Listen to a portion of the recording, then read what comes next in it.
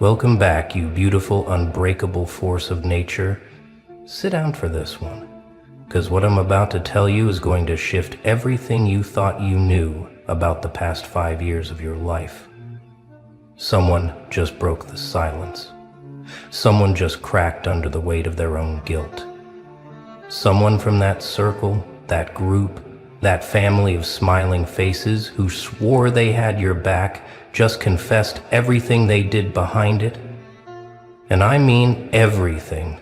The meetings they had about you when you weren't there, the group chats where your name was the headline, the plans they made, the lies they coordinated, the stories they rehearsed together before facing you with those warm, trustworthy eyes. It's all out now, spilled like poison from a cup they can't put back together. And honestly, you deserve to know every single twisted detail of it. They thought you'd never find out, didn't they? They thought their secret pacts were ironclad, that their whispered conversations would stay buried in the archives of their cowardice. They believed they were so clever, so coordinated, so untouchable in their little conspiracy against your peace. But here's what they forgot. Here's what they always forget when they build their houses on lies and manipulation. Eventually, someone's conscience starts rotting from the inside out. Eventually, the guilt becomes so heavy that keeping the secret hurts more than releasing it. Eventually, one of them breaks, and when they do, the whole structure comes crashing down like a house of cards in a hurricane. And that's exactly what just happened. One of them couldn't take it anymore, couldn't sleep another night with the weight of what they participated in, and they came forward with a confession so detailed, so disgustingly thorough that it's about to rewrite your entire understanding of the past. Let's start with the meetings, because that's where this whole thing began, in rooms you were never invited to, at tables where your name was served like the main course. They didn't just talk about you casually, no. They strategized about you. They analyzed your every move, your every post, your every word, like military generals planning an operation. They studied your patterns, your vulnerabilities, your triggers, and they documented everything with the precision of people who had made you their full-time project. These weren't random conversations or innocent concerns. These were calculated sessions designed to control the narrative around your life.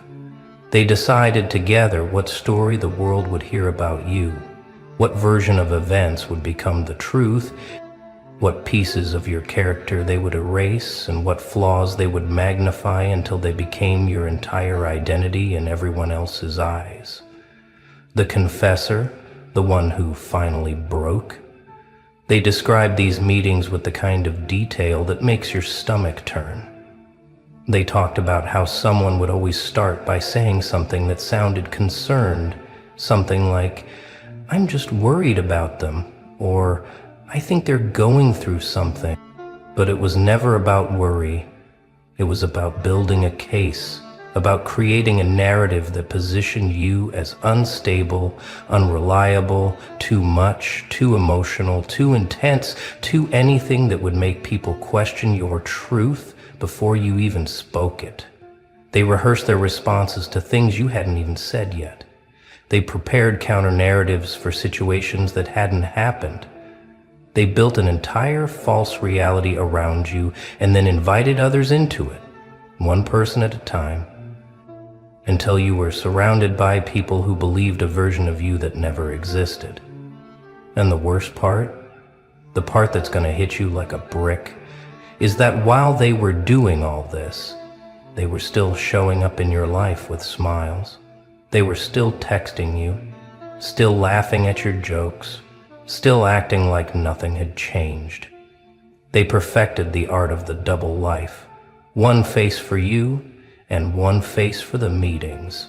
They became experts at looking you in the eye while holding a knife behind their back. The confessors said they used to practice it, used to remind each other to keep it normal when you were around, to make sure their faces didn't betray the fact that they had just spent hours tearing you apart in private. They turned deception into a skill, and they got so good at it that you never suspected a thing, never felt the betrayal happening in real time because they made sure the blade was always just out of your sight. But the meetings were just the beginning, because what they did next is where it gets truly disgusting.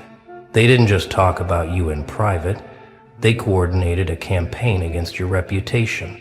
The confessor revealed that they created what they called talking points, specific phrases and stories they would all use when speaking to mutual friends, family members, anyone in your orbit.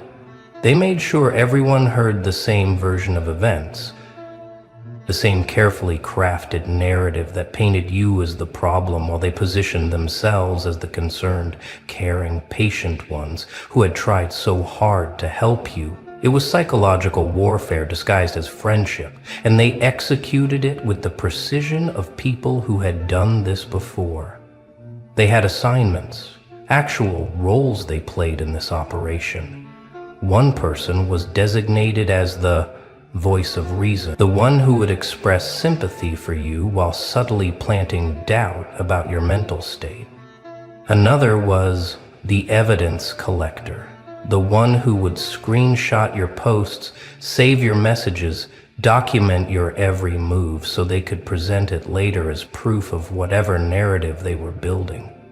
Someone else played the mediator, the person who would reach out to you occasionally with fake concern, asking if you were okay, not because they cared, but because they needed fresh material for the next meeting.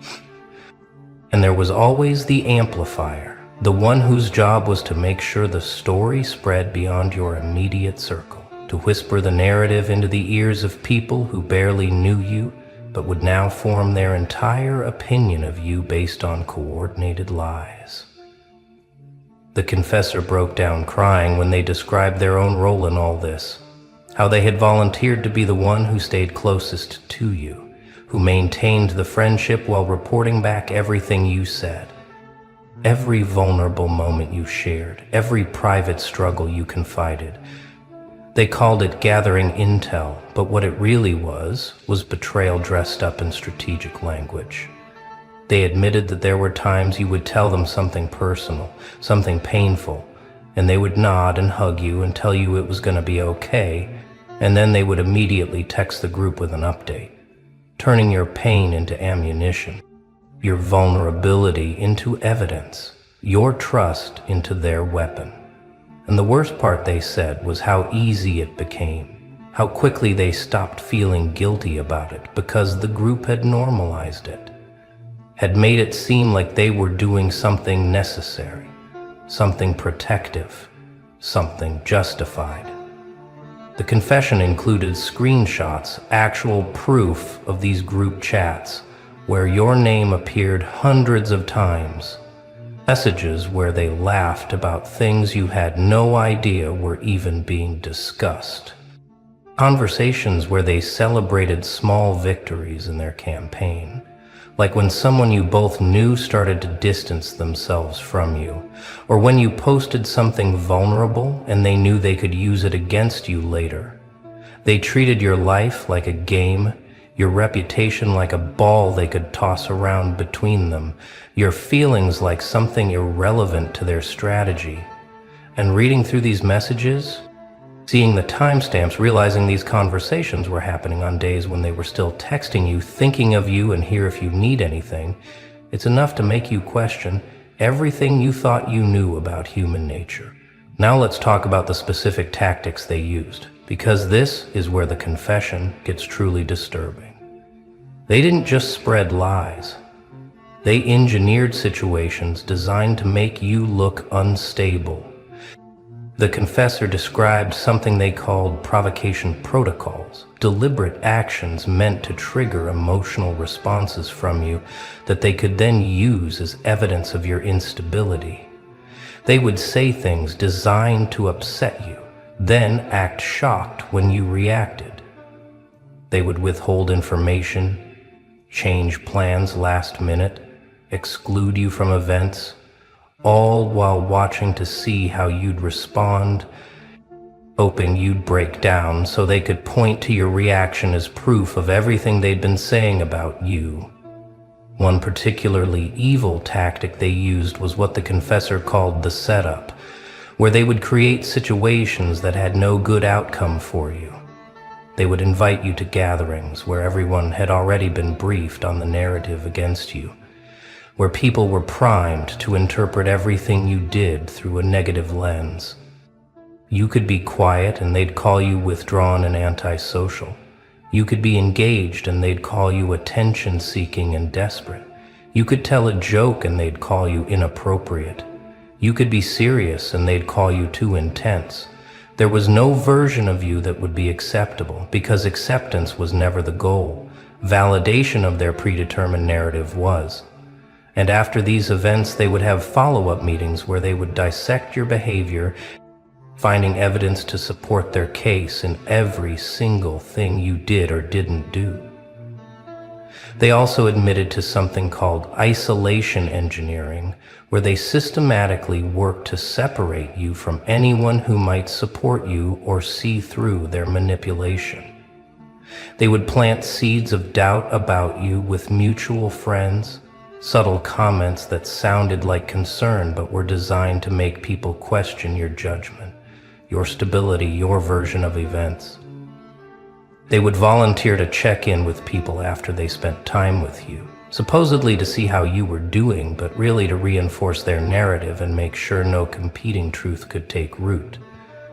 They created an echo chamber around you where every voice except yours was saying the same thing, and they did it so gradually, so carefully, that you didn't even notice your support system dissolving until it was already gone. The confessor revealed that they had actually studied manipulation tactics, that some members of the group had researched psychological techniques specifically to use against you. They learned about gaslighting, triangulation, projection, and they implemented these strategies deliberately. They would deny things they had clearly said, making you question your memory. They would play people against each other while positioning themselves as neutral parties.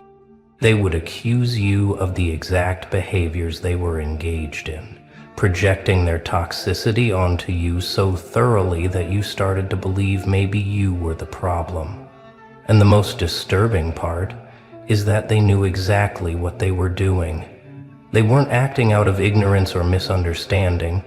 They were consciously, deliberately, methodically working to destabilize your sense of reality. So why did they do it? What could possibly motivate a group of people to invest this much energy, this much time, this much calculated cruelty into destroying someone's reputation and mental peace? The confessor's answer to this question is perhaps the most revealing part of the entire confession. They said it started with envy, pure, unfiltered jealousy that none of them wanted to admit they felt. You had something they didn't, whether it was confidence, authenticity, success, genuine happiness, the ability to be yourself without apology. Whatever it was, it made them feel small by comparison. Jesse, they feared you. And instead of dealing with their own insecurities, instead of working on themselves or simply stepping back from the friendship, they decided to tear you down to their level. But it wasn't just envy, the confessor explained. It became something darker. It became a bonding activity, a shared mission that gave their relationships purpose and intensity. They formed a tribe united by a common enemy, and that enemy was you. Their friendships with each other deepened through their mutual participation in your destruction. They had inside jokes about you, shared secrets about the campaign, moments of celebration when a tactic worked. You became the glue that held them together, the project that gave them something to focus on besides their own empty lives.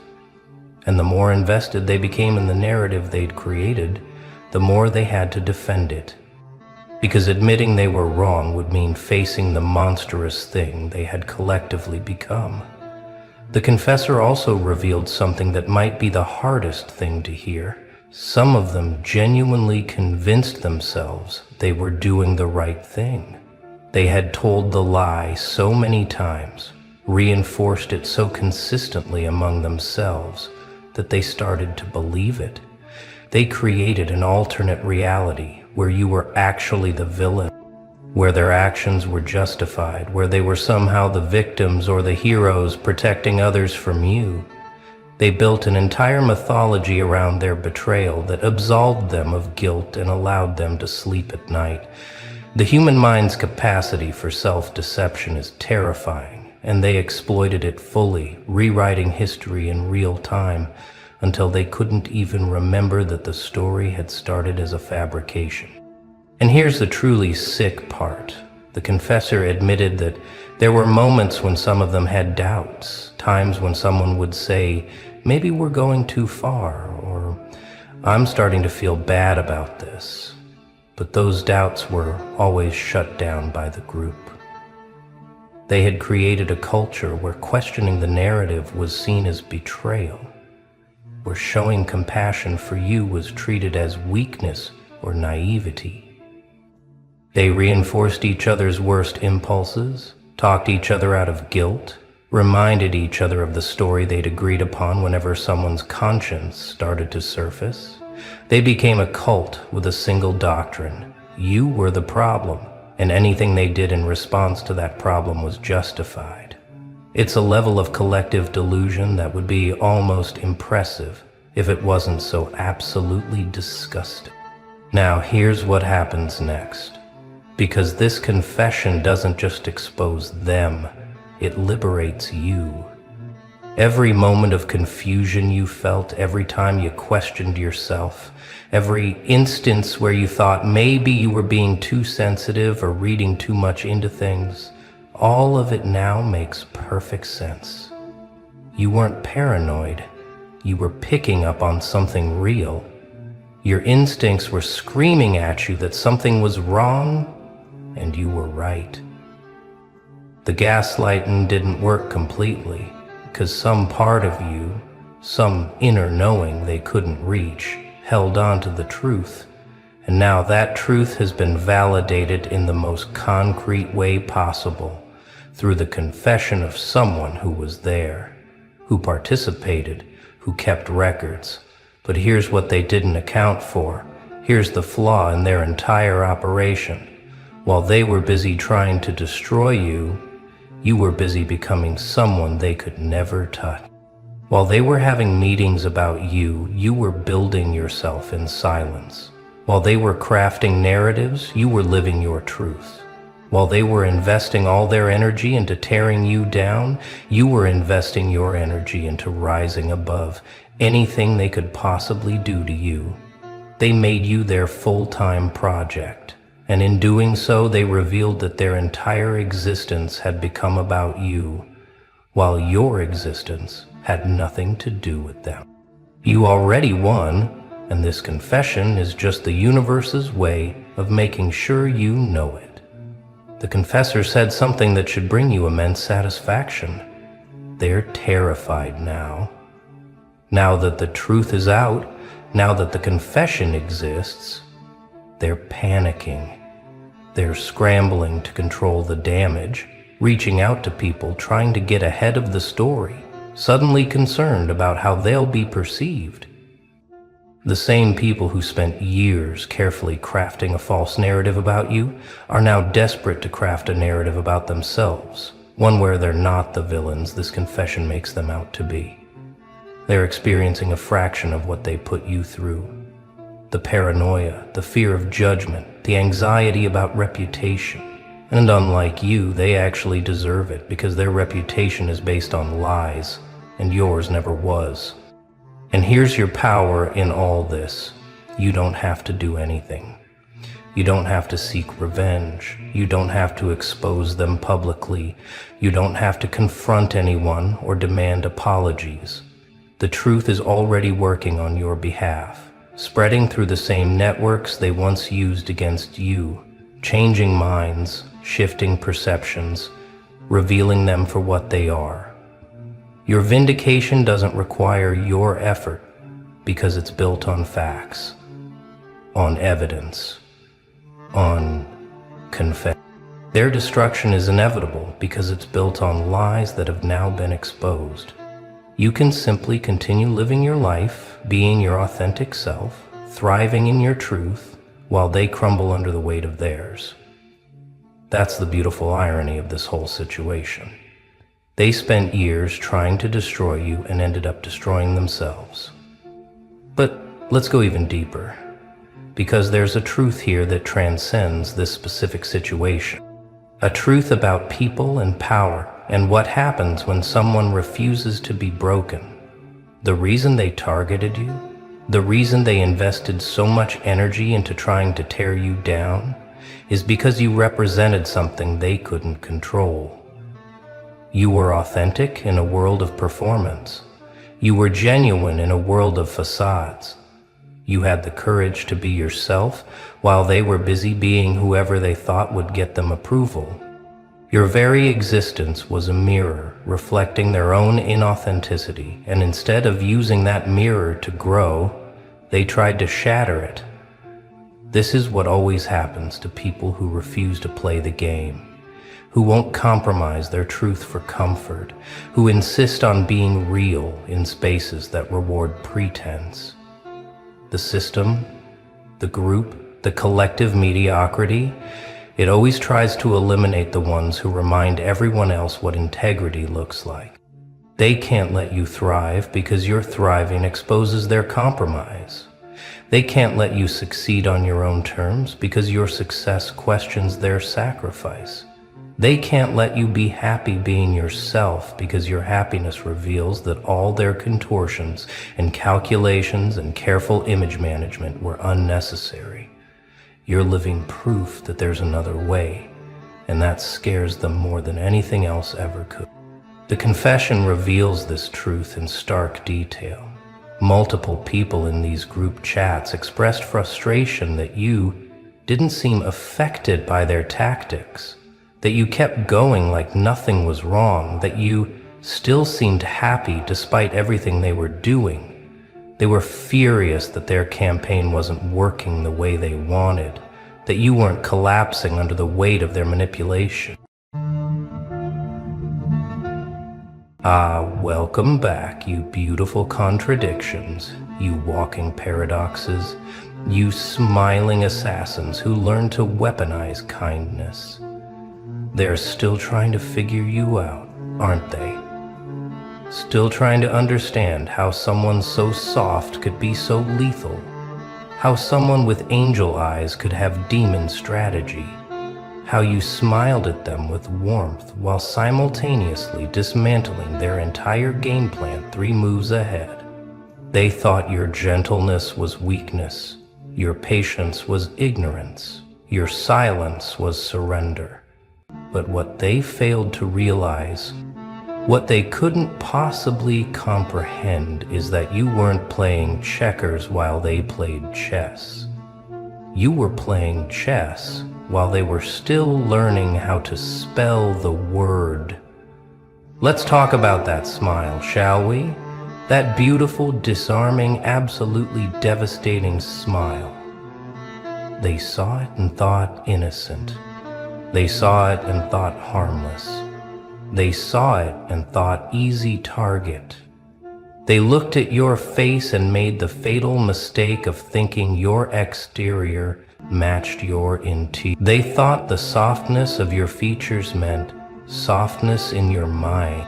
They thought the light in your eyes meant light in your intentions. But what they didn't know, what they couldn't see, is that smile wasn't a greeting. It was a warning. It was the calm before the storm. It was the silence before the explosion. That smile was you saying, "Go ahead, underestimate me. I dare you. You see, they expected aggression. They were prepared for confrontation. They had their defenses ready for someone who would come at them with fire and fury. But you came with flowers and left them in ruins. You came with kindness and left them confused. You came with grace and left them completely destroyed. Because while they were busy preparing for war, you were busy winning it. While they were sharpening their swords, you were poisoning their water supply. While they were learning the rules, you were rewriting them. And all the while, that smile never faded. That beautiful, terrifying, absolutely lethal smile that said, I'm 3 timelines ahead of you, and you don't even know the game has started. They thought they were playing against an amateur, but they were playing against a master who'd learned to hide their expertise behind humility. They thought they were facing someone naive, but they were facing someone who'd weaponized their own underestimation. You let them think you didn't understand the game. You let them believe you were too kind to play dirty. You let them assume your morals would be your downfall. And that's exactly how you won. Because while they were busy monologuing about their superiority, you were quietly capturing their queen. While they were celebrating moves they thought were brilliant, you were setting traps they wouldn't see until it was far too late. You played the long game while they were focused on instant gratification. You sacrificed pawns they thought were victories while protecting the pieces that actually mattered. And here's the part that breaks them the most. You never changed your expression. You never showed your hand. You never let them see the calculation behind those gentle eyes. You smiled through every move, every counter, every devastating play that left them scrambling. They kept waiting for you to show your true colors, but your true color was always this: a player so advanced they made mastery look like mercy. A strategist so skilled they made warfare look like kindness. A mind so sharp it could cut through their ego without them even feeling the blade, until they were already bleeding out on the board. Remember when they first saw you? Remember that moment when they looked at you and thought they had you figured out in 3 seconds flat? They saw the warmth in your presence and cataloged you as soft. They heard the gentleness in your voice and filed you under pushover. They witnessed your patience and labeled you passive. They made a fundamental error that would cost them everything. They confused your choice not to engage with an inability to compete. They mistook your strategic silence for confusion. They interpreted your careful observation as hesitation. But you were doing something they couldn't comprehend. You were studying them like a scientist studies bacteria under a microscope, cataloging every weakness, noting every pattern, memorizing every tell. While they were busy talking, you were listening. While they were busy showing off, you were learning. While they were busy celebrating their perceived dominance, you were building a complete psychological profile of every single one of them. You knew how they thought before they thought it. You could predict their moves before they made them. You understood their motivations better than they understood themselves. And all of this knowledge, all of this insight, all of this devastating awareness, you kept hidden behind that smile. That patient, understanding, completely disarming smile that made them feel safe while you were constructing their downfall, piece by piece, move by move, breath by breath. They made jokes about you, didn't they? Behind your back they laughed. To your face they patronized. They treated you like a child who'd stumbled into an adult conversation. They explained things you already understood better than they ever would. They offered advice you'd already surpassed years ago, and you let them. You let them feel superior. You let them believe their own hype. You let them think they were the smartest person in the room while you were quietly becoming the most dangerous. because you understood something they never would. Real power doesn't announce itself. True intelligence doesn't need validation. Actual mastery doesn't require an audience. You played dumb while getting smarter. You played weak while getting stronger. You played lost while mapping every single exit, entrance, and trap door in their entire operation. The beautiful irony is they thought they were teaching you the game, but you were teaching them a lesson they'd never forget. Every time they explained something condescendingly, you were learning their blind spots. Every time they underestimated your intelligence, you were cataloging their arrogance as a weakness to exploit later. Every time they dismissed your input, you were noting exactly which pieces of information they valued and which they ignored, giving you a perfect blueprint of where their defenses were strongest, and more importantly, where they were laughably weak. You turned their ego into your weapon. You transformed their pride into your ammunition. You weaponized their certainty that they were better than you, and that weapon would eventually destroy them completely. And here's what really gets them, what really keeps them up at night trying to figure out where it all went wrong. You were never playing their game. You were never following their rules. You were never even on their board. While they thought you were struggling to keep up, you were building an entirely new game they didn't even know existed. While they were celebrating winning battles, you were ending the war. While they were focused on capturing your pieces, you'd already captured something far more valuable. Their trust, their confidence, their complete and utter certainty that they knew who you were. And when you finally made your move, when you finally showed them what you'd been building this entire time, the shock on their faces was worth every second of being underestimated. The confusion in their eyes when they realized they'd been playing checkers against someone who'd been orchestrating a military campaign was the sweetest victory you'd ever tasted. Let's talk about what was happening behind that smile, shall we? Because while your face showed kindness, your mind was running calculations that would make quantum computers jealous. Every conversation was data collection. Every interaction was reconnaissance. Every seemingly casual question was strategic intelligence gathering, disguised as friendly curiosity. They thought you were making small talk, but you were building psychological dossiers. They thought you were being polite, but you were identifying pressure points.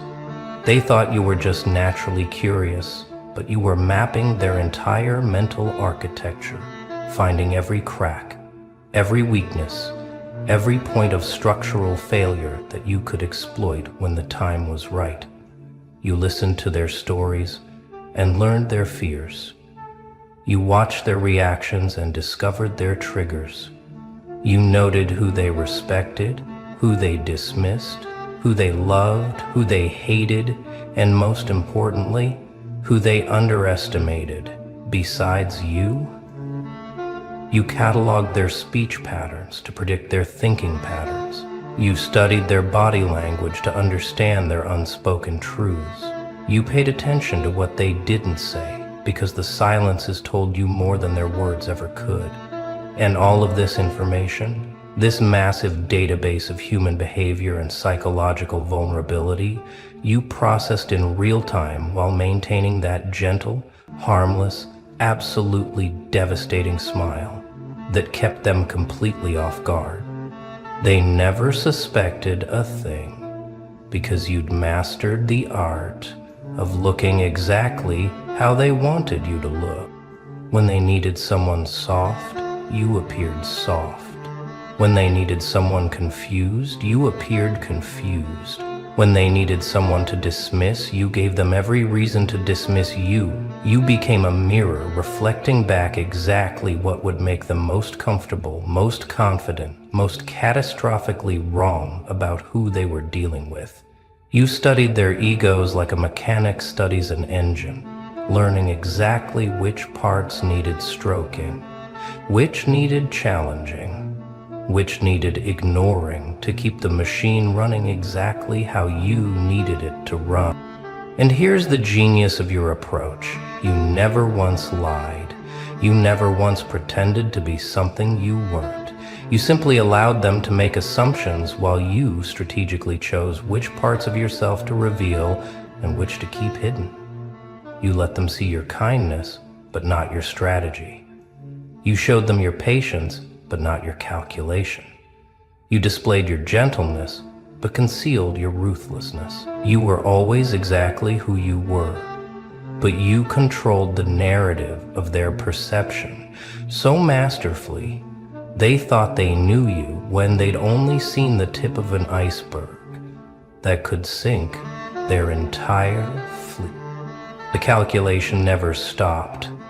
Even in moments of genuine connection, even in times of real vulnerability, even when you actually cared about them, there was always a part of your mind running the numbers, adjusting the strategy, preparing for contingencies, not because you're cold, but because you learn the hard way that the world doesn't reward naivety.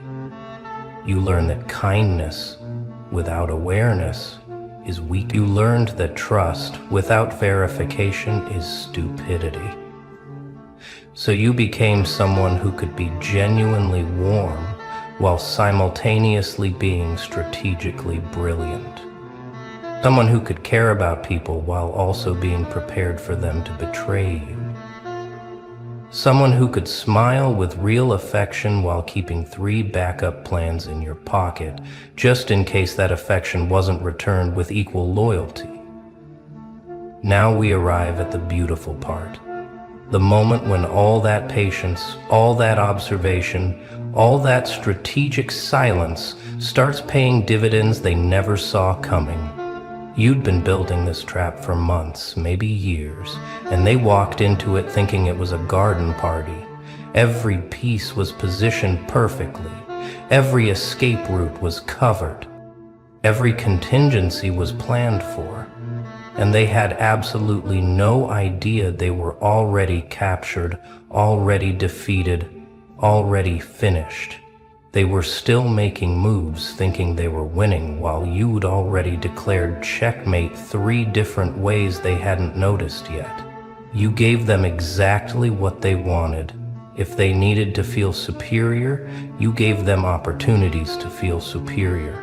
If they needed to feel intelligent, you asked questions that let them explain things. If they needed to feel powerful, you showed deference that fed their ego until it was so bloated they could barely see past it. You turned their desires into chains. You transformed their needs into traps. You weaponized their hunger for validation and used it to lead them exactly where you needed them to be. And the entire time, that smile never wavered. That gentle, patient, absolutely lethal smile that said, "Keep going. You're doing exactly what I need you to do." The beauty of your trap is it didn't look like a trap. It looked like weakness. It looked like opportunity. It looked like an easy win. So they rushed in without checking for wires, without testing the ground, without questioning why someone who seemed so harmless was suddenly so accessible. They were so focused on what they thought they were taking from you that they never noticed what you were taking from them. Their time, their resources, their attention, their trust, their secrets, their power. You were redistributing everything they had while they were busy thinking they were exploiting you. You were dismantling their entire operation while they were celebrating what they thought was your downfall. And here's where your genius really shows.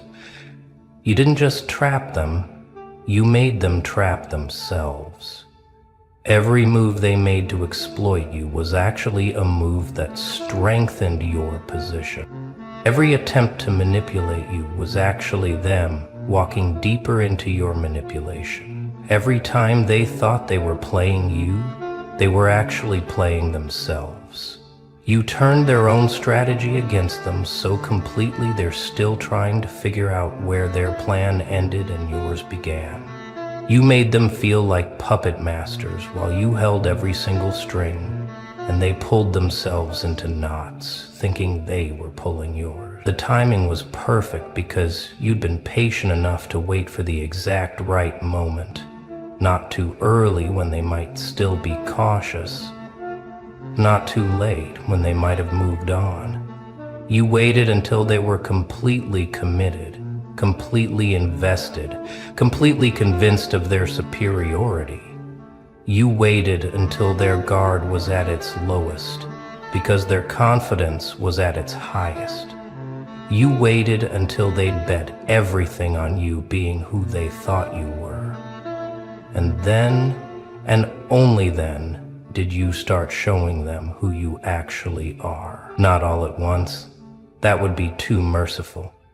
Slowly, gradually, with that same patient smile, you began revealing that the angel they thought they knew had always been playing chess while they were still trying to figure out which piece was the king. The moment they realized what you'd done, that moment when the pieces finally clicked into place and they understood they'd been outplayed from the very beginning, that's the moment they'll remember for the rest of their lives.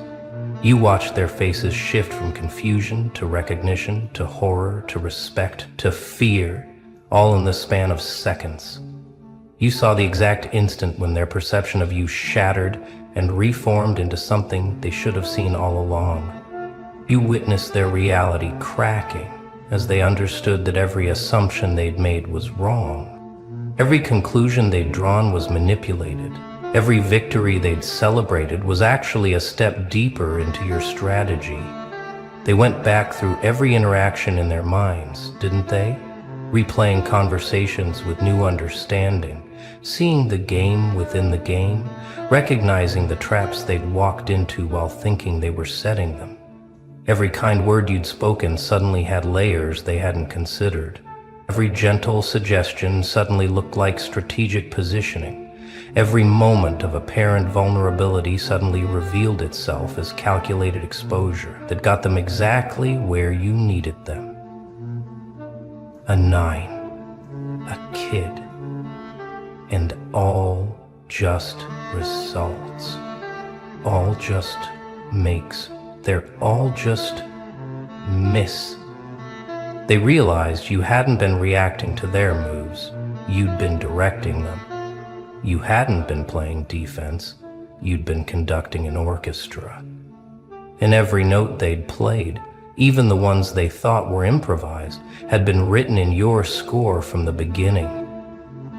The questions started pouring out. How long were you planning this? Longer than you think. When did you know? Probably before you even introduced yourself. Was any of it real? The parts that mattered were, but you'll never know which parts those were. Why didn't I see this coming? Because you were too busy looking down at me to notice I was looking right through you.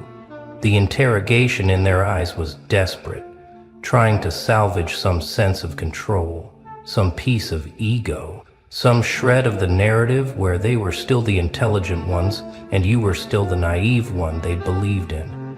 But that narrative was gone, burned, completely obliterated by the reality that they'd been intellectually and strategically dominated by someone they dismissed as harmless. And here's what breaks them beyond repair.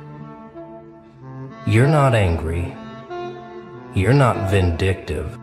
You're not cruel about your victory. You're still smiling that same gentle smile, but now they understand what it means. Now they recognize it for what it always was, not kindness mistaken for weakness, but power wrapped in patience.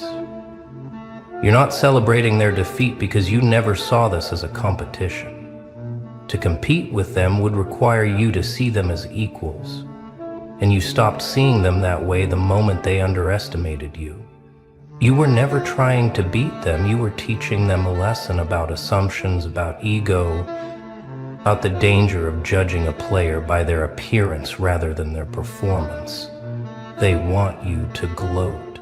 They're waiting for the villain monologue where you explain your brilliance and mock their stupidity. But you won't give them that either, because you understand something they never will. Real power doesn't need to announce itself. True victory doesn't require acknowledgement. Actual mastery speaks through results, not explanations. So you just smile, that devastating smile they finally understand, and you let the board speak for itself. Checkmate. Game over. Lesson learned.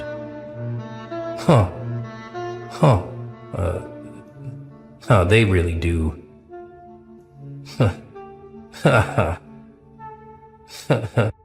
And the most terrifying part for them is knowing that if you could do this once, if you could orchestrate this entire operation while appearing harmless, what else have you done? What else are you capable of? What other games are you playing right now that they don't even know exist? Now, they can't look at anyone the same way. You've fundamentally altered how they perceive the world. Because you shattered their confidence in their own judgment. Every person they meet now, they wonder, are they playing me like that? Every kind gesture they receive, they question the motivation. Yeah. Look who just triggered an alert in a system they didn't even know was watching. Hello to the one who just made someone very, very powerful sit up straight in their chair and whisper, "What the hell am I looking at?" Hello to you, the anomaly that just appeared on a radar you never consented to being on. Because something happened recently, didn't it? Something shifted, something changed. Something in you clicked into a frequency that only certain people can detect. And now, right now, someone with serious power, someone with influence you can't even imagine, just noticed two very specific things about you. And no, they're not going to tell you what they saw, not directly, not out loud, because people with real power don't announce their observations. They watch, they calculate, they wait, and they move in silence while you're still trying to figure out why the air feels different when you walk into rooms now. You felt it though, didn't you? That strange weight on your chest the last few weeks.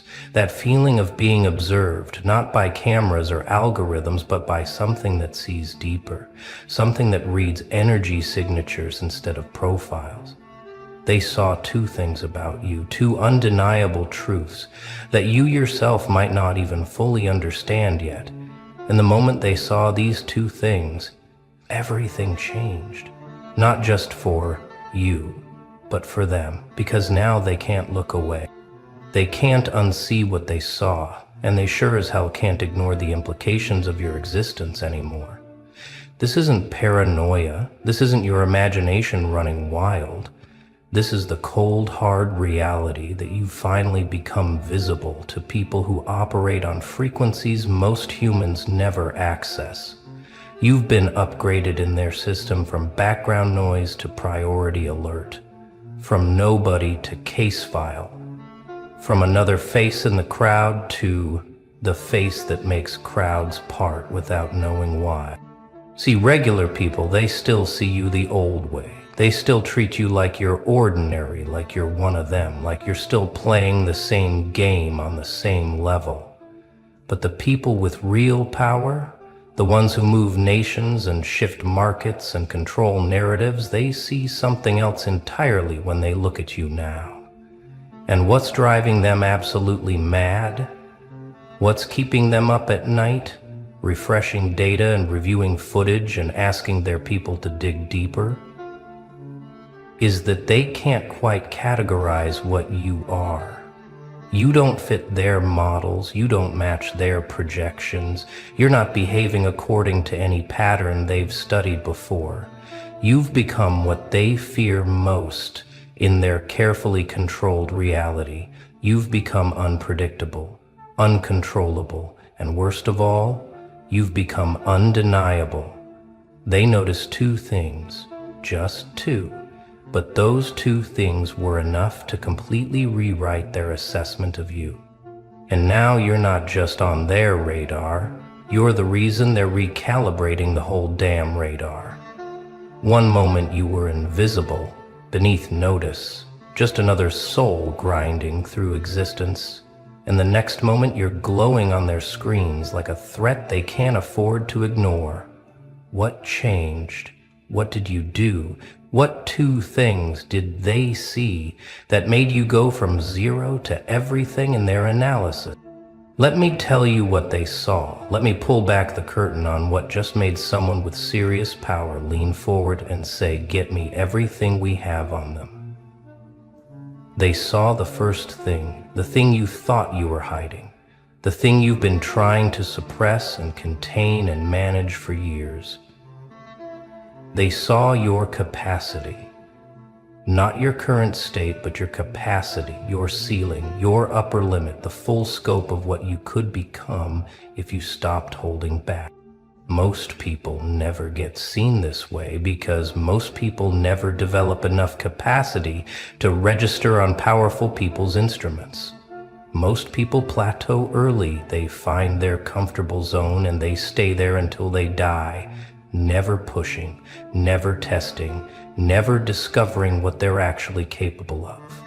But you've been quietly expanding your capacity in the dark, building strength nobody asked you to build, developing skills nobody told you to develop, preparing for a battle that hasn't even been announced yet.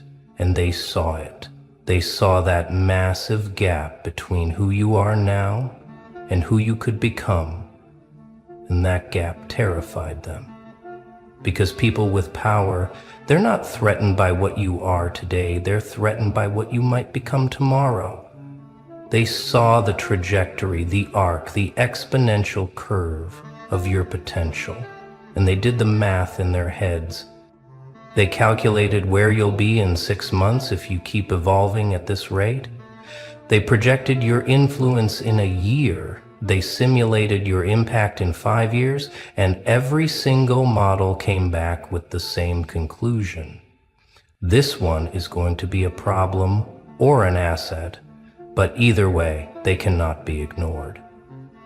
You've been moving in silence, growing in the shadows, evolving without permission, and you thought nobody was paying attention. But that's the thing about real power. It doesn't need you to announce yourself. It has systems designed specifically to detect anomalies like you before you even know you're becoming one. They saw your capacity expanding, and they marked you. They flagged your file, they started the monitoring protocols, and now everything you do is being analyzed through a completely different lens than it was a month ago. But the capacity alone wouldn't have been enough to hold their attention long term, because capacity without direction is just potential energy waiting to dissipate.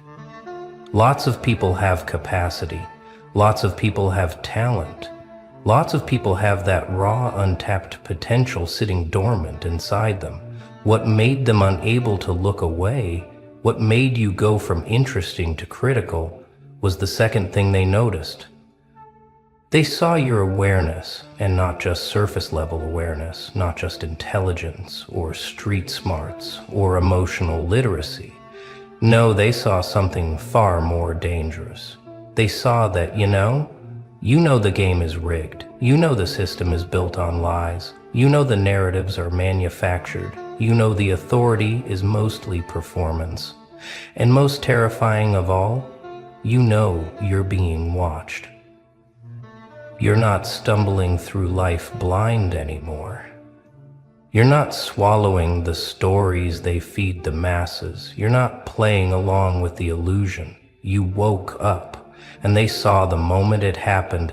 They saw your eyes change. They saw your patterns shift. They saw you start moving like someone who finally understands the rules of the real game. See, people with capacity but no awareness, Those people are easy to control, easy to manipulate, easy to redirect. You just give them a target, a cause, a leader to follow, and they pour all that beautiful capacity into whatever channel you point them toward.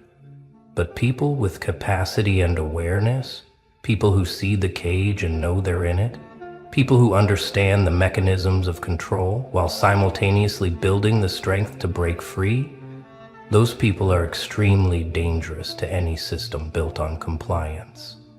You're not just strong now, you're awake. And that combination is what made them drop everything and focus on you. Because aware people can't be controlled the normal ways anymore. Aware people don't respond to the usual triggers. Aware people don't fall for the standard manipulation tactics. You've seen behind the curtain, you've read the script, you've decoded the pattern. And now you're moving through the world with the kind of clarity that makes people in power extremely nervous. They can't gaslight someone who sees clearly. They can't manipulate someone who knows the tricks. They can't control someone who refuses to play unconscious anymore. And here's what's really keeping them up at night. You're not broadcasting your awareness. You're not announcing it. You're not making a scene. You're just quietly moving different, speaking different, choosing different. And that subtlety is what makes you so dangerous. Loud rebels are easy to neutralize. Predictable dissidents are simple to contain. Public revolutionaries can be targeted and dismantled.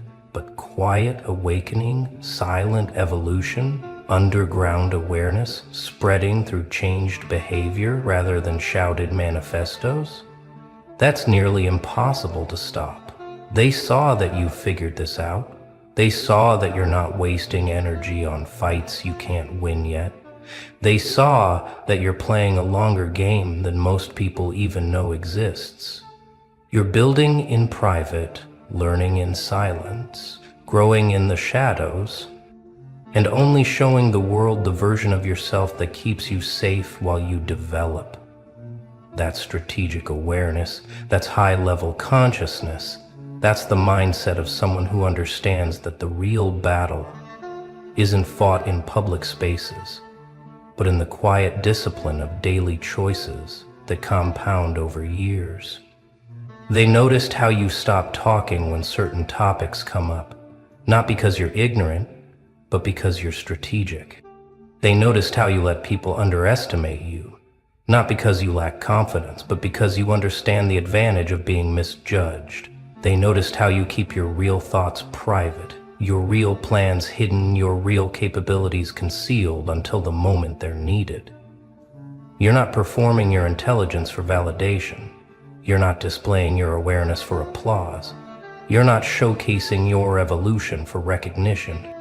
You're just becoming silently, steadily, strategically. And that pattern, that specific combination of knowing what you know while acting like you don't, that made you light up on their screens like a 5-alarm fire. Because that's not the behavior of someone who stumbled into awareness by accident. That's the behavior of someone who is methodically preparing for something, and they desperately need to know what that something is before you're ready to reveal it. Now they're in a position they hate being in. They're reacting to you instead of you reacting to them. They're trying to figure out your next move instead of you trying to figure out theirs. They're doing research on you instead of you doing research on them. The power dynamic shifted without you even trying to shift it. And that's what happens when you combine capacity with awareness. You become a force that doesn't need to push, because your mere presence changes the pressure in every room you enter. They saw these two things, capacity and awareness, existing in the same person at the same time, and they immediately understood what that means. It means you're not a follower anymore. It means you're not controllable through normal channels anymore.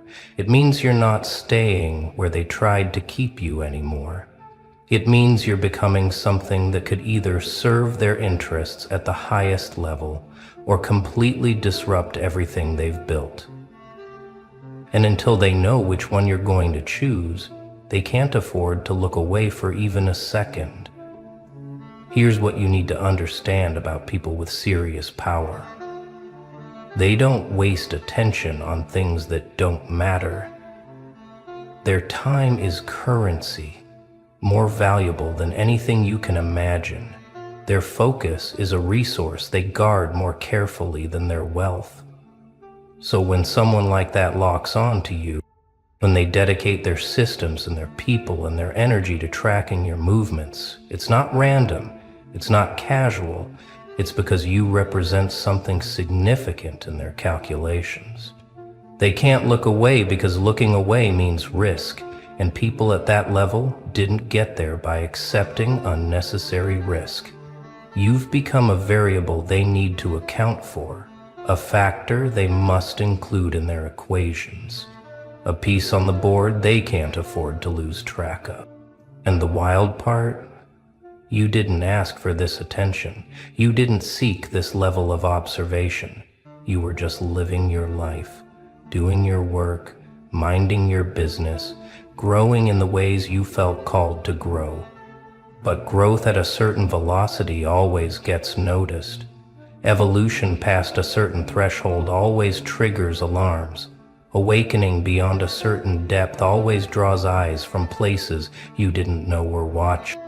They can't stop watching because every time they think they've figured you out, you do something that doesn't fit their model.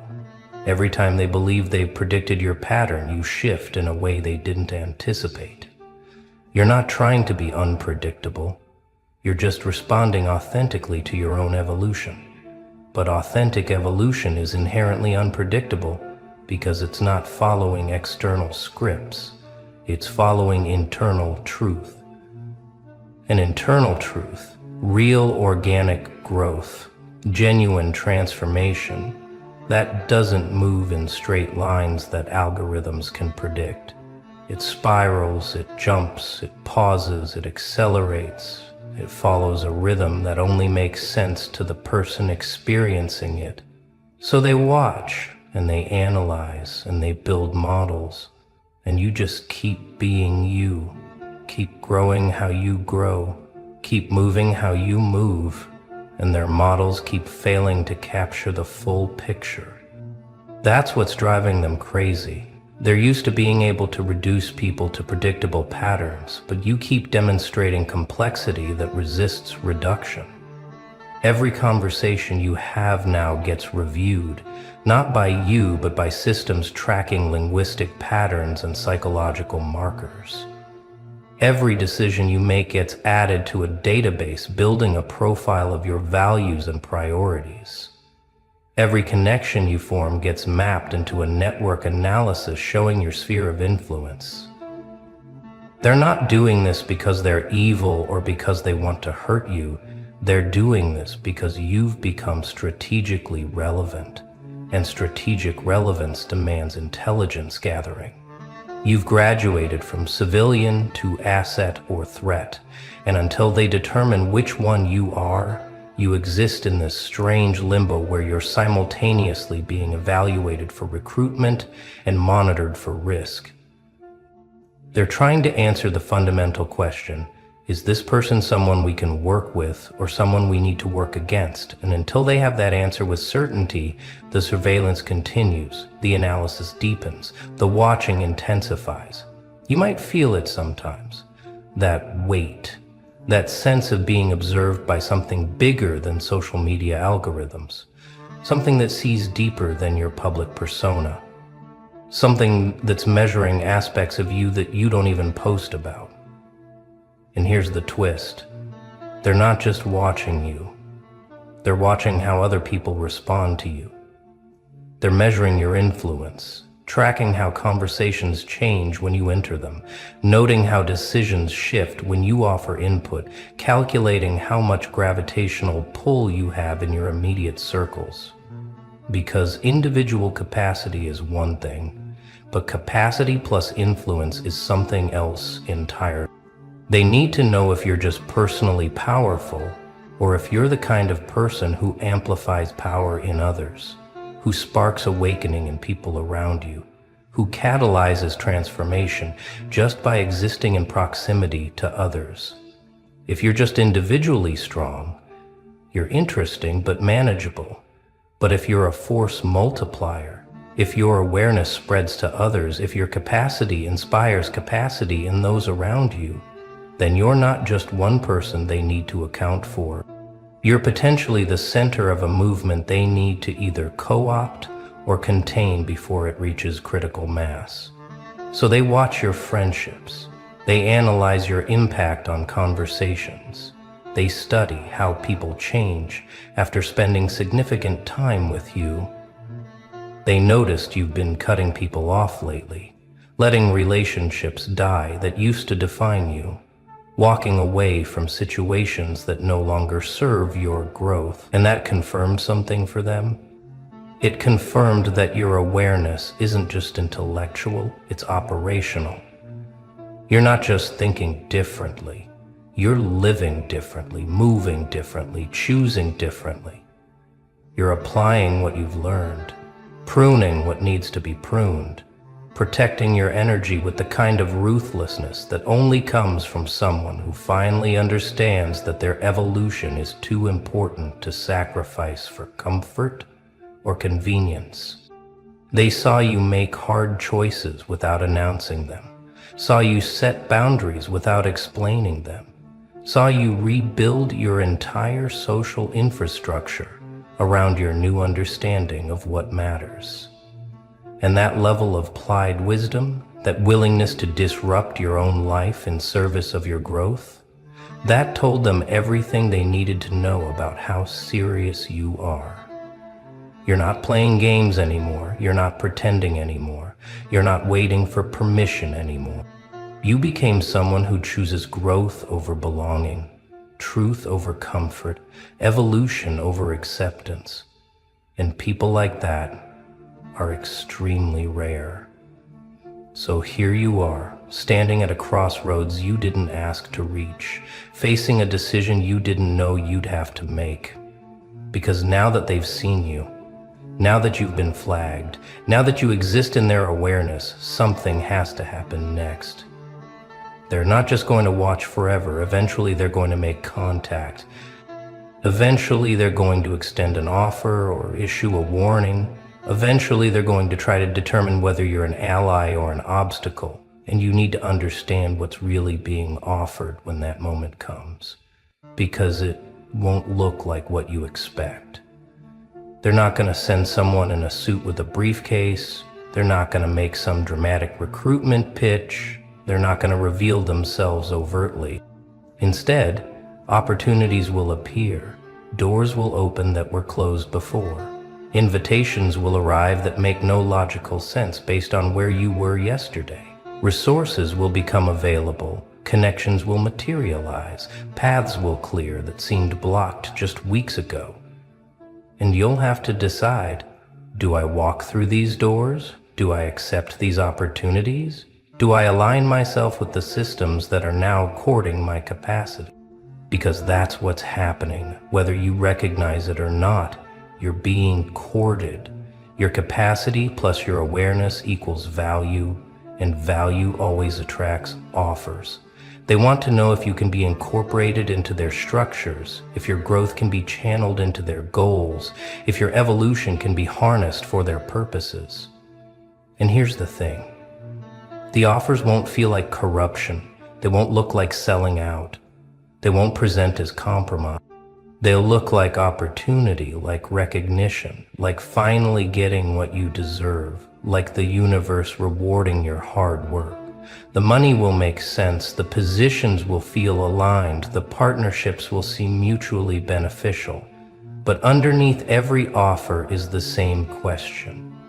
Are you willing to let us guide your capacity? Are you willing to let us frame your awareness?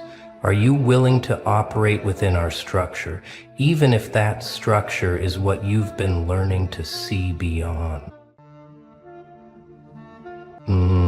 Look who's still standing. Look who's still breathing after everything they threw at you, after every curse they whispered, every trap they set, every psychological game they played, thinking you'd finally crack and give them the satisfaction of watching you crumble. Hello, you beautiful, unbreakable force of chaos. Hello to the one who looked evil in the eyes and didn't blink, didn't flinch, didn't bow. Hello to the soul who walked into the den of wolves, sat down at their table, smiled at their threats, and made them realize with absolute terror that they just invited something far more dangerous than anything they'd ever seen. Welcome back, or should I say, welcome to your coronation. Because what you just did, what you just survived, what you just became, it didn't just change you. It changed the entire game. And now, every single one of those witches, freaks, and psychos who thought they had you figured out, who thought they could break you, manipulate you, or erase you, they're all sitting in the dark right now, wide awake, wondering what the hell just happened. They're wondering how the person they targeted, the one they isolated, the one they tried to destroy, somehow became the thing they now fear most. They wanted to see you suffer, and instead they created a monster they can't control.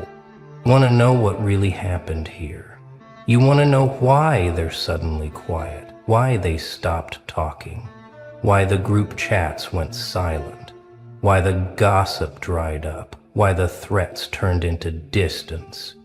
It's simple, and it's beautiful. In the most terrifying way possible. They thought they were dealing with someone weak, someone desperate for acceptance, someone who would eventually break under pressure and come crawling back begging for mercy, begging to be let back into their toxic little circle. They thought you were a project, a game, a toy they could wind up and watch spiral. They underestimated you so badly it's almost poetic. See, they were playing checkers, moving their little pieces around, trying to trap you in their manufactured drama, their gaslighting, their emotional manipulation, their spiritual attacks, thinking they had the upper hand because they had numbers, they had history, they had leverage. But you weren't playing checkers. You weren't even playing chess. You were playing a completely different game, one they didn't have the manual for, one that didn't follow their rules. And the moment they realized that, the moment it clicked in their twisted little minds that you weren't reacting the way you were supposed to, that's when the fear set in. That's when they understood. They hadn't broken you. They'd awakened something. Let's rewind the tape for a second so we can really appreciate this masterpiece. Remember when they first started circling you. When they saw something in you they wanted to consume, control, or destroy. Maybe it was your energy, maybe it was your light, maybe it was your potential, or maybe it was just the fact that you existed outside their control and that drove them absolutely insane. They came at you with smiles, with false friendships, with fake concern, with manipulative games disguised as care. They studied you, didn't they? They watched your patterns, learned your triggers, figured out your weaknesses, took mental notes on everything that made you vulnerable. They brought others into it, built alliances against you, created narratives about you that weren't true but sounded believable enough to isolate you from anyone who might have had your back. They tried to make you doubt yourself, doubt your reality, doubt your own mind. They wanted you paranoid, destabilized, emotionally dependent on their version of reality. And for a while, maybe it worked. Maybe you did question yourself. Maybe you did feel like you were losing your mind. Maybe you did wonder if something was wrong with you, if you were the problem, if you deserved what was happening. But here's what they didn't count on. Here's the variable they couldn't predict. You didn't stay down. You didn't stay confused. You didn't stay broken. Something inside you, something ancient, something primal, something that had been sleeping for too long. It woke up. And when it woke up, it didn't wake up scared. It woke up hungry. It woke up angry. It woke up ready to burn everything fake, everything toxic, everything manipulative to the ground and walk away from the ashes without looking back. You started seeing through them, didn't you? The masks started slipping, the lies became obvious, the manipulation became transparent. You started recognizing the patterns, the tactics, the energy vampirism, the projection, the gaslighting, the triangulation, all of it. And instead of confronting them, instead of giving them the reaction they desperately wanted, instead of exploding or breaking down or begging them to stop, you did something they never expected. You went silent. Not the silence of defeat, not the silence of fear, but the silence of someone who just realized they're surrounded by amateurs. The silence of someone who just leveled up so far beyond their comprehension that words became unnecessary. You stopped explaining yourself. You stopped defending yourself. You stopped trying to make them understand because you realized something crucial. They were never trying to understand, they were trying to control. And you were never going to give them that power again. And that's when it started. That's when they felt it. The shift, the change in your energy, the way you stopped flinching when they tested you, the way you stopped reacting when they provoked you, the way you looked at them like they were nothing, like they were ghosts, like they were background noise in a life that had suddenly become far more interesting without them. They threw everything they had at you, every manipulation tactic, every guilt trip, every threat, every attempt to pull you back into their circus. And you just kept walking. No explanations, no apologies, no closure. You gave them nothing. And that nothing was more powerful than anything you could have said.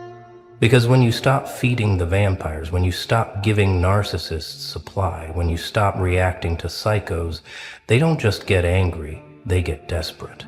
And desperate people make mistakes. They overplay their hand, they reveal themselves, they show everyone exactly who they really are.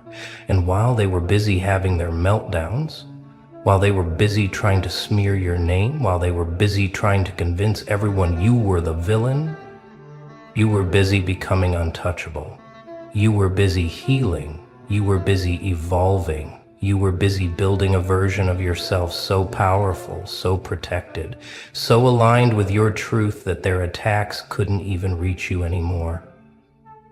Now let's talk about what happened next, because this is where it gets really beautiful, really poetic, really perfect. They started noticing something was different. They started seeing you thrive.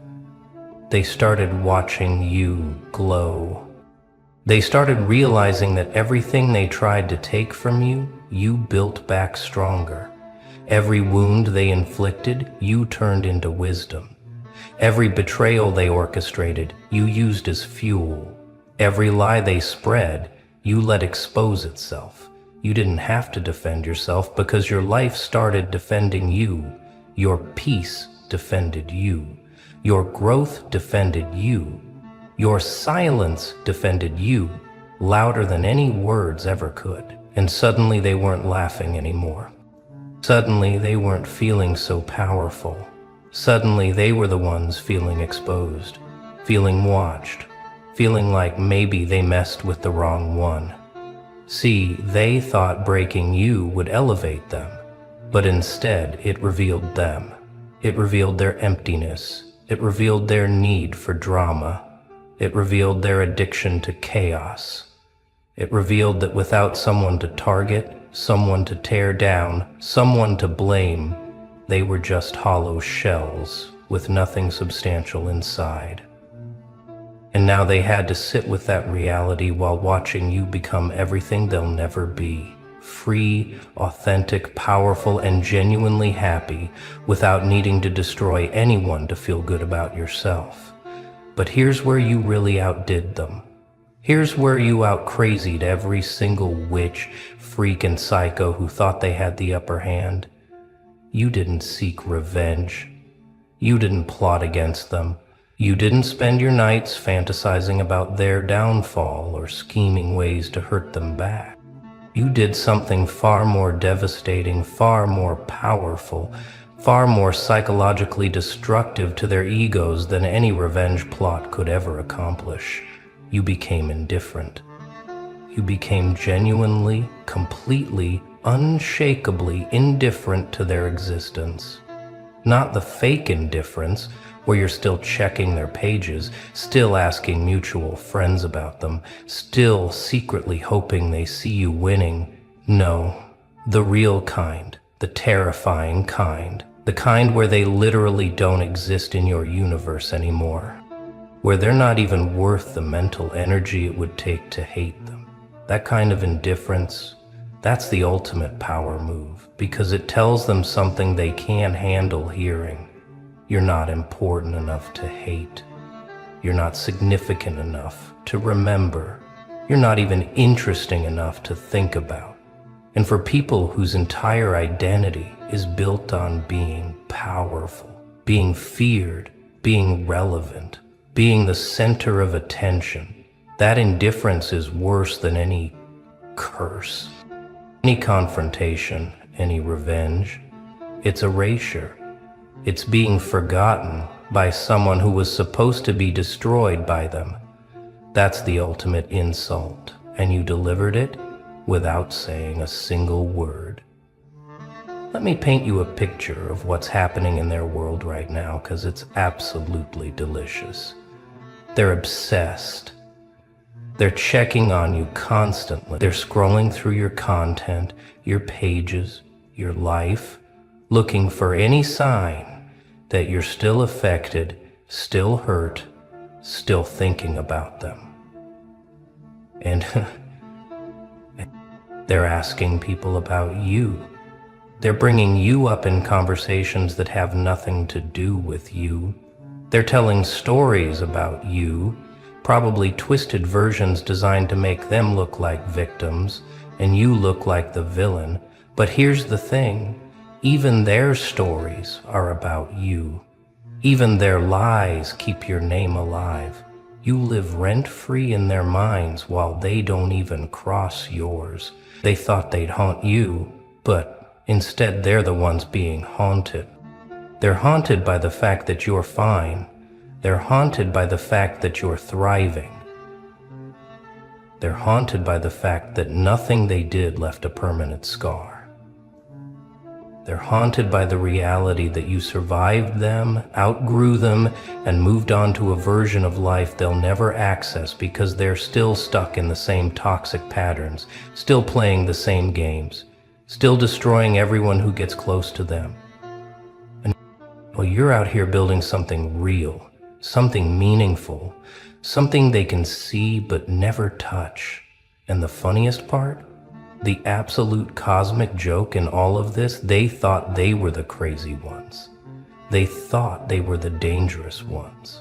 They thought they had the market cornered on manipulation, psychological warfare, mind games, and chaos.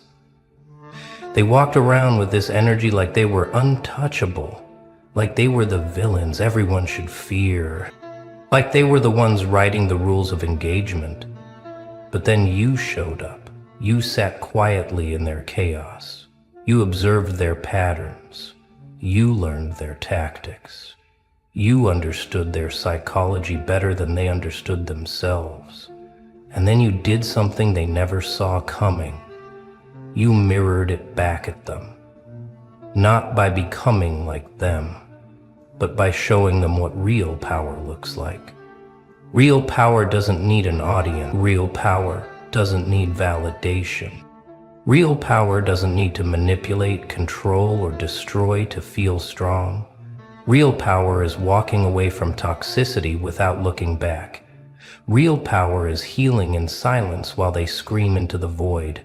Real power is building a life so full, so peaceful, so aligned that their chaos can't even reach you anymore.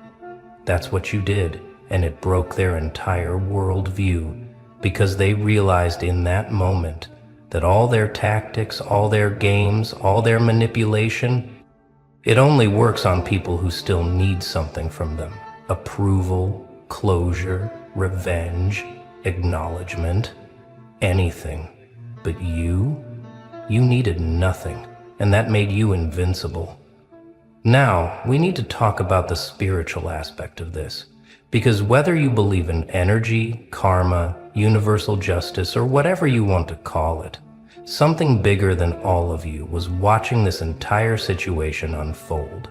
These people came at you with dark energy, with ill intentions, with genuine malice. And the universe saw that. Morgan went cold. The back of Cam's body pinked low. The universe saw someone being targeted for no reason other than their light, their authenticity, their refusal to play fake games. And the universe doesn't just let that slide. There's a cosmic balance, a spiritual ledger. And when people attack others for existing, for growing, for shining, that debt gets recorded. You didn't have to do anything. You didn't have to cast spells, send bad energy back, pray for their downfall, or wish harm on anyone.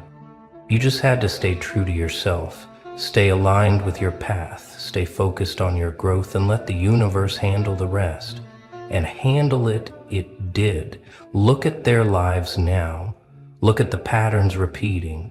Look at the destruction they're causing themselves.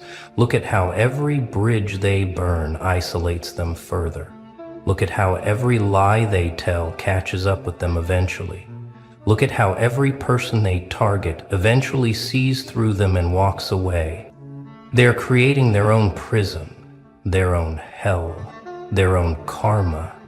And you don't have to do a single thing except watch from a distance as they self-destruct. Because that's what always happens to people who build their identity on tearing others down. Eventually they run out of targets, run out of allies, run out of people willing to believe their stories, and they're left alone with the monster they've become. And that's a punishment far worse than anything you could have planned. Let's get deeper into why they're actually scared now. Because fear is a fascinating thing when you understand psychology. Fear isn't always loud. Fear isn't always obvious. Sometimes fear looks like obsession. Sometimes fear looks like hatred. Sometimes fear looks like trying to destroy someone before they can reveal your secrets, expose your lies, or surpass you completely. They fear you now because you represent everything they're not. You represent accountability. You represent growth. You represent the ability to be hurt and still choose healing over revenge. You represent authenticity in a world where they survive by wearing masks. You represent the possibility that someone can walk through hell and come out better instead of bitter, and that terrifies them because it exposes their excuses. If you can heal, why can't they? If you can grow, why are they still stuck? If you can walk away from toxicity, why do they keep creating? You're living proof that their lifestyle, their choices, their patterns are not inevitable, they're choices. And that makes them feel exposed, vulnerable, accountable. They can't hide behind the excuse that everyone is terrible, that life is cruel, that there's no point in being good because you exist as a contradiction to all of that. You're the evidence that they're wrong, and people hate being wrong more than they hate being hurt. So they hate you, or at least they tell themselves they do. But really, they're just scared that everything you represent is calling them to evolve, and evolution requires looking at yourself honestly, and they'd rather destroy you than face themselves. Here's the part they'll never admit, the part that eats at them in the quiet moments when they're alone with their thoughts.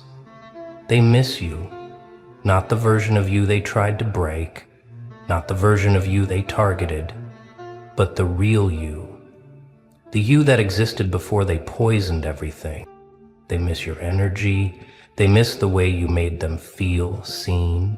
They miss the authenticity you brought. They miss the potential of what could have been if they weren't so damaged, so toxic, so committed to destruction. They see you now, living your life, thriving without them. And somewhere deep down, they know they lost something irreplaceable, something they'll spend the rest of their lives trying to find in other people and never finding because it was unique to you. Because you were real in a way they'll never experience again. They'll cycle through person after person, relationship after relationship, friendship after friendship, trying to fill the void, but it won't work, because the void isn't about you being gone. The void is about them being fundamentally broken and unwilling to fix themselves. They'll blame everyone else. They'll say everyone leaves them. They'll paint themselves as victims of circumstance. But deep down, in the moments they can't lie to themselves, they know the truth. They destroy everything good that comes into their lives, and you were just another casualty of their self-sabotage. Except you refused to stay destroyed. You rebuilt yourself into something they can't touch, and now they have to live with that reality forever. Now let's address something crucial, something that separates you from them permanently and completely. You learned, you grew, you evolved. You took every painful lesson, every betrayal, every manipulation tactic, and you used it as education.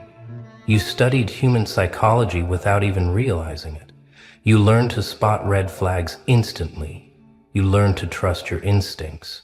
You learned that when someone shows you who they are, believe them.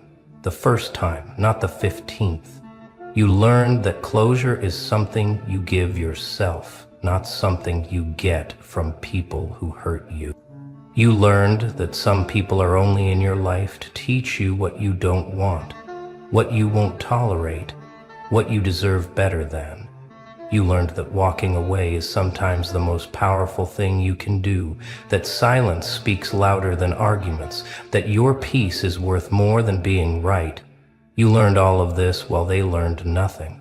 They're still running the same programs, still playing the same games, still hurting people and wondering why everyone leaves, and still hurting people and wondering why everyone leaves.